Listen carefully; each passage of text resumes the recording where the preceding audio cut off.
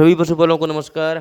Friends देखिएगा, ये जो गाय है ये गाय गिर F1 है।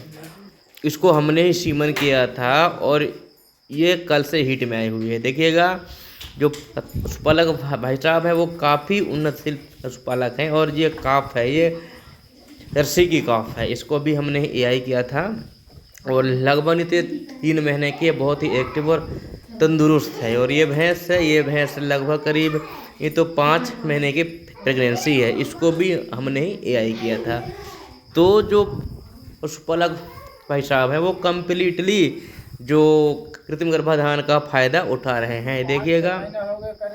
और जो हमने एक्स्ट्रा लिया है वो एक्स्ट्रा है सेक्स शॉर्टेज सीमन। देखिएगा, मैं आपको डीपली एक्स्ट्रा के बारे में बताना चाह रहा हूँ कि इस एक्स्ट्रा में स्पेशली जो सांड का सीमन है, जो बुल का सीमन है, उसका बुल नंबर, उसका बैच नंबर बिल्कुल ऑलरेडी लिखा, इसमें स्पष्ट लिखा हुआ है कि सेक्स शॉर्टेज एक्स्ट्रा। ये देखिए कि इसमें जो एक्स्ट्रा का नाम है वो सेक्स शॉर्टेज लिखा हुआ है। इस एक्स्ट्रा को डालने से 90% चांसेस होती है फीमेल काफ आने की। इट मीन्स इस एक्स्ट्रा से हम यदि गाय को सीमन करेंगे तो 90% संभावना रहेगी कि उसकी जो बच्चा वो मादा ही हो।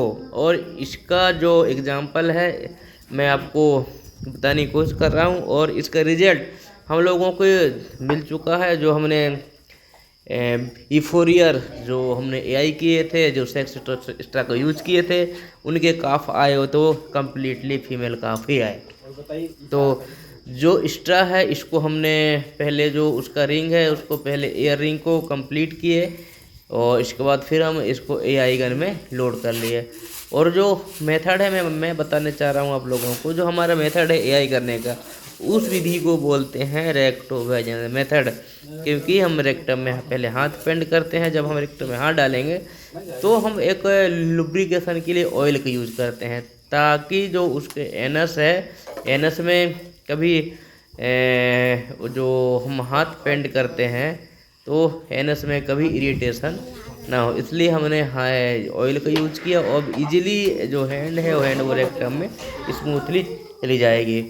और जो मेरा वीडियो बनाने का जो उद्देश्य यही है कि आप लोग भी इसी पशुपालक की तरह अपने गाय भैंस में AI कराइए।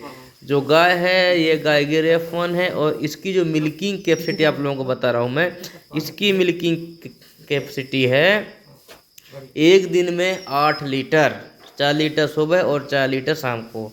तो बहुत अच्छा लग रहा है और हमको बहुत अच्छी लग रही है कि पशुपालक भाई साहब जो ब्रीड चेंज कराने के बाद इस तरह से जो पशुपालन से एक अतिरिक्त आय ले रहे हैं। यदि आप एक कृषक हैं और यदि आपके पास में गाय है तो आप एग्रीकल्चर के साथ साथ पशुपालन से भी एक अतिरिक्त आर्थिक आय का साधन बना सकते हैं। क्योंकि जो आपके सामने मैं दिखा रहा हूँ ये एकदम रिजल्ट है, एकदम एक्सपीरियंस है हमारे सामने कि हम लोग भी इसी की तरह अच्छे से जो पशुपालन है उसको विधि को अपना करके और अतिरिक्त आय का साधन बना सकते हैं। कि ऑलरेडी आपके यहाँ खेत है और जो खेत से जो पैरा निकल रहा है उस पैरा को आप जो मशीन से कटिंग करा लीजिएगा और उसमें कुछ सानी भूसा